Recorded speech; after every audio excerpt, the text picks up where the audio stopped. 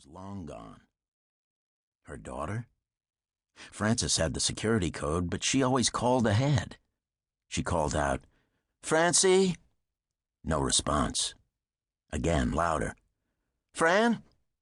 Are you there?" Starting to feel foolish now. Then she remembered what the gun instructor had told her. About the time you start to feel like an idiot, that's when they'll get you. If you're scared enough to have the gun out, then the situation is serious enough that you can't be abashed. She remembered the word, abashed. Was she abashed?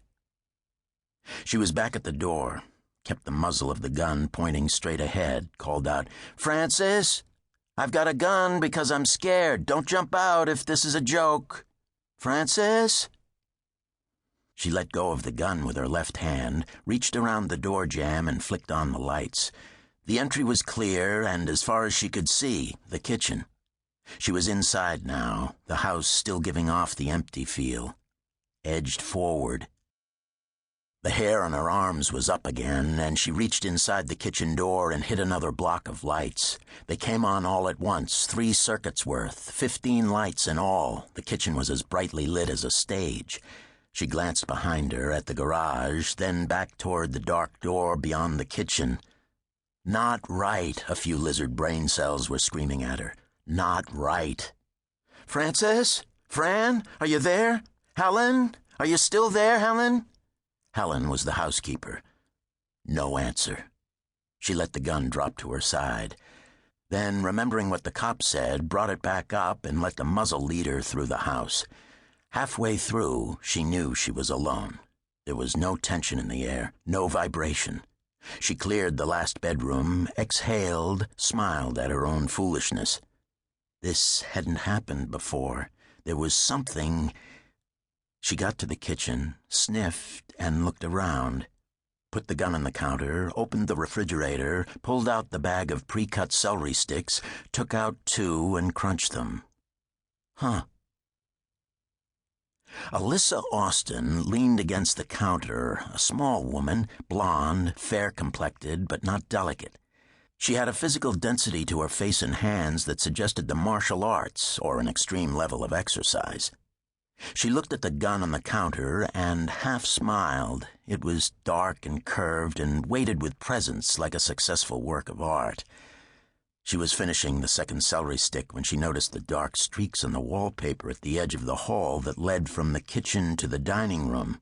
The streaks were broomstraw length and breadth, splaying out from a center, dark but not black, like flower petals or a slash from a watercolor brush. Not knowing exactly why, she stepped over and touched them, and felt the tackiness under her finger. Pulled her finger back and found a spot of crimson. She knew instantly and without a doubt it was blood, and relatively fresh. Saw a small, thinner streak farther down the wall. Backed away. Scared now. Picked up the gun, backed into the kitchen, groped for the phone, punched in 911. She did it with a bloody finger, not realizing, leaving red dots on the keys. The operator, an efficient-sounding woman, asked, "Is this an emergency?" "There's blood in my house," she said. "Are you in danger?" the operator asked. "No, I don't. Is this Mrs. Austin?" "Yes." She didn't know how the operator had gotten her name, didn't think about it. "I just came home." "Go someplace safe, close by." "I need the police."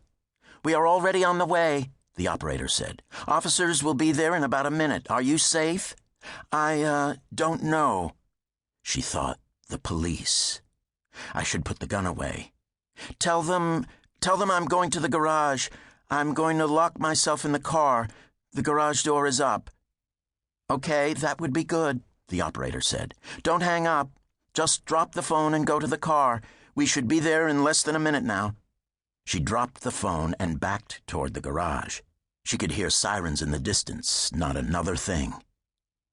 The cops went in with guns in their hands, cleared the house, looked at the blood, and called for a crime scene crew.